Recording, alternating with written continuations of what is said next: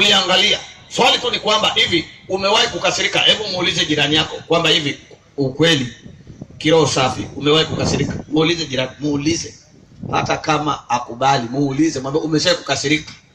Umeshawahi kukasirika? Na tulisoma jana ya kwamba hasira hukaa kifuani mwa mpumbavu, na hasara zimetokea kwa sababu ya hasira. Wale ambao ni madereva, wengine wamesababisha ajali kwa sababu ya hasira. Madereva wa bodaboda wameingia kwenye taabu ya kugonga ama kugongwa kwa sababu ya hasira. Mtu mmoja tu amemchomekea akakasirika, akaongeza spidi. Hasira, Waswahili wahenga wanasema hasira hasara. Leo tutaangazia hatua 12 za kukabiliana na hasira. Hatua 12 za kukabiliana na hasira. Hatua ya kwanza, tambua ya kwamba unalo tatizo. Wewe kama ni mtu unayekasirika haraka haraka, short tempered person, yani wewe ni mtu una tatizo la hasira, kubali. Tambua ya kuwa una tatizo la hasira. Kuna watu hawakubali, na lazima ukubali kwamba hilo ni tatizo, sio sifa. Kuna watu wanajisifia hasira. Niwaambie wapendwa mnaonisikiliza kutoka mbali ama karibu, hasira si jambo la kujisifia. Hasira ni mbaya, hasira inaua. Tambua una tatizo, tambua una ugonjwa wa hasira, jielewe tatizo unalo. Hilo ni jambo la kwanza, hatua ya kwanza, tambua una hasira. Ukishajitambua una hasira, hatua ya pili, kaa mbali na visababishi. Kaa mbali. Kuna dawa zinaandikwa weka mbali na watoto. Wewe ukijijua una hasira, kaa mbali na visababishi. Wewe weka mbali na watoto. Ikiwezekana jiandike lebo kichwani, kwenye kipaji, kwamba jamani nina hasira za haraka, kaa mbali nami. Ili kwenye daladala usisogelewe na watu, sababu unaweza kupiga mtu. Kaa mbali na visababishi vya hasira. Wewe mwenyewe ukijua ya kwamba unakasirika taa inapoachwa wazi isipozimwa, kaa mbali na mambo hayo. Kaa mbali na visababishi vya hasira. Jiweke mbali. Jiweke mbali na visababishi vya hasira. Hilo ni jambo la pili. Jambo la tatu, shirikisha wengine. Shirikisha wengine. Mara nyingine omba ushauri. Mara nyingine angalia wengine wanafanyaje. Shirikisha wengine. Usikae tuna tatizo unagugumia na tatizo. Hata katika mikutano hii tuna mambo ya ushauri yanaendelea pale kwa daktari, lakini pia mchungaji, niko hapa, unahitaji ushauri, una tatizo la hasira. Shirikisha wengine. Unahitaji kushauriwa, unahitaji kuwekwa chini na kupata ushauri. Hakuna asiyehitaji ushauri. Hata mimi mara nyingine ninahitaji ushauri. Hakuna mtu aliyeko juu ya kutoshaurika. Tafuta washauri wema, washauri wazuri. Hiyo ni namba 3, shirikisha wengine. Namba 4, katisha mzunguko wa hasira. Kuna kitu kinachoitwa mzunguko wa hasira. Yaani hasira haianzi tu hapo hapo, kuna mambo yanayosababishia hasira. Yawezekana ni mazungumzo. Mara mazungumzo yanapoanza na unajua haya yatapeleka kukasirika, yakatishe. Ni sawa sawa na ulikuwa unaenda shimoni na unajua ya kwamba unaenda kuangamia. Basi katisha hiyo safari ya kwenda kwenye shimo. Katisha mzunguko wa hasira. Kama kuna mazungumzo yanayopelekea kwenda kukasirika, yakatishe, ama mwambie bwana tuongee mengine, hayo achana nayo. Tuongee mengine. Kama mtu anakuambia habari za mke wako, na wewe unajua kabisa mke wako akisema uko tayari kuua mtu dhidi ya mke wako, na habari zinazokuja ni za mke wako, mwambie bwana habari za mke wangu achia hapo hapo, tuongee mengine.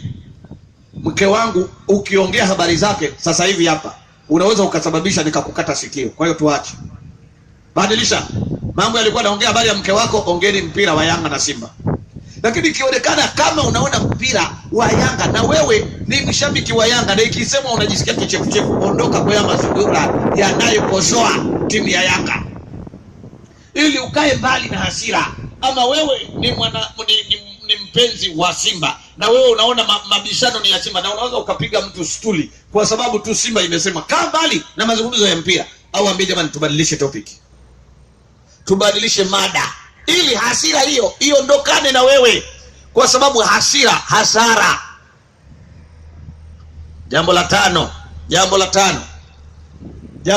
la kukabiliana na hasira: jiweke kwenye viatu vya mtu mwingine. Kabla hujakasirika, hebu jiulize, ungalikuwa wewe ungefanyaje? Kwa mfano, wanaume wengi wanawakasirikia wake zao kwa kuchelewesha kupika chakula. Hebu jiweke kwamba wewe ndiye ungekuwa unapika chakula. Je, ungewahisha? Unapojiweka kwenye viatu vya mtu mwingine, vinakusaidia kuelewa uzito wake. Unajua, mara nyingine tunaweza kukosoa watu na kuwakasirikia watu, lakini ili hali wewe ukiwekwa kwenye kiatu kile cha mtu yule unaweza ukafanya vibaya zaidi. Kwa mfano nina marafiki zangu wanaopenda soka. Hata mimi kidogo ninapenda mambo ya soka. Ni mpenzi wa mambo ya kabumbu. Sasa utakuta kuna watu ambao ni wakosoaji wa wanamichezo na wanakasirika, hasa wale maforward ama wale wafungaji wanaposhindwa kufunga. Na unasema sasa amefanya nini pale? Unakasirika kabisa, unasema bwana, shida ya huyu kocha anapanga hawa wachezaji ambao hawajui kufunga magoli, na unamkasirikia kocha. Swali ni hili, wewe ukiwa kocha utawapanga vizuri? Ama wewe ukiwa mchezaji, kwa mfano wewe unakasirikia aliyekosa goli kule, aliyekosa kufunga goli huko Uingereza, na wewe uko ukiluvya unakasirikia mchezaji yuko Uingereza amekosa kufunga goli. Haya, tukupandisha ndege hapa sasa ili upande ndege uende Uingereza ukafunga ile goli, utalifunga? Kwa sababu yule amelikosa. Sasa wewe wakiluvya tukupeleke, na wewe unaangalia kwenye DStv tu mahali. Haya, tukupeleke kule sasa ukafunga ile goli, utalifunga? Hebu jiweke kwenye viatu vya mtu mwingine, huenda wewe ukafanya vibaya zaidi ya yule. Unapojiweka kwenye viatu vya mtu mwingine, itakusaidia kuangalia hasira yako. Namba 6, tumia vibonzo ama ucheshi kueleza mambo yako. Usiwe serious wakati wote. Leta chakula, weka maji ya kuoga. Mara nyingine tumia lugha laini, lugha ya furaha. Sasa kama hutaniani na watu nyumbani kwako, unataniana na nani mwingine? Lugha hizi za vibonzo, vichekesho vinatoa hasira, lakini sio serious wakati wote. Kuna mambo hayahitaji kuwa serious sana, hasa ya nyumbani. Nyumbani ni mahali pa furaha, vicheko, amani na shangwe. Sio lete chakula, weka maji, fungua mlango, funga mlango, lete sahani, lete kikombe. Hayo maisha hayo sasa itakuwa ni jeshi hilo, itakuwa sasa sio nyumba. Epuka vitu vya namna hiyo. Tulia. Namba 7, tulia. Kama wewe ni mtu wa hasira, tulia, usijibu haraka. Tulia, relax. Acha kupaniki. Acha, kwa sababu kuna mtu utafikiri ana pepo la hasira. Utaanza kusikia anatoka mashavu yanajaa upepo. Utafikiri nyoka mwenye sumu. Tulia, acha kujaa sumu. Tulia. Maisha haya ni mafupi. Furahia maisha kadri inayowezekana. Tulia. Hiyo namba 7. Namba 8. Muda wetu unatutupa mkono. Namba 8, jenga imani. Yaani jenga imani, jua kwamba wengine wanaweza kufanya vizuri pia. Yaani sio wewe peke yake. Jenga imani ya kwamba wengine pia wanaweza kufanya. Jenga imani. Hiyo ni namba 8. Namba 9, sikiliza kwa makini. Sikiliza kwa makini. Kuwa mwepesi wa kusikiliza kuliko kuongea. Sikiliza sana, ongea kidogo. Kama we ni mtu mwenye hasira kalikali, sikiliza sana, ongea kidogo, itakusaidia. Hiyo namba ngapi jamani? Namba 9. Namba 10, kubali kushindwa. Wahenga waliosema asiyekubali kushindwa si nini? Si mshindani. Kubali kushindwa. Sio kila siku wa ushinde, kubali kushindwa. Kubali kushindwa. Mara nyingine kubali kuseme basi kubali yaishe. Sio kila siku wewe ni mshindi. Wakati mwingine useme basi tukubali yaishe. Hiyo ni namba 10. Namba 11, ishi siku moja kama ndiyo ingekuwa siku yako ya mwisho. Yaani kama ndiyo ingekuwa siku yako ya mwisho, hutakasirika. Utatamani kuishi vizuri. Namba 12, samehe na usahau. Omba msamaha, toa msamaha, anza upya. Samehe na usahau, omba msamaha, toa msamaha, anza upya.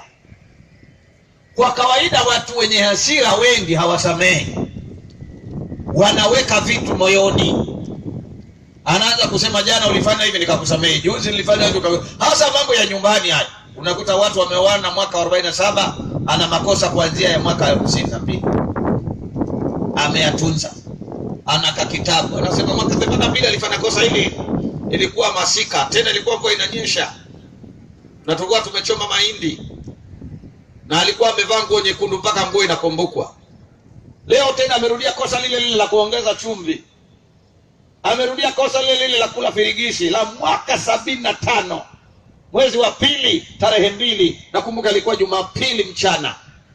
Huyu mama ana mtindo wa kula firigishi. Hii ni firigishi ya 3 katika miaka yetu ya ndoa, miaka 30. Jamani, sasa mama na wewe ukiona firigishi inamfanya mzee akasirike, acha kula firigishi.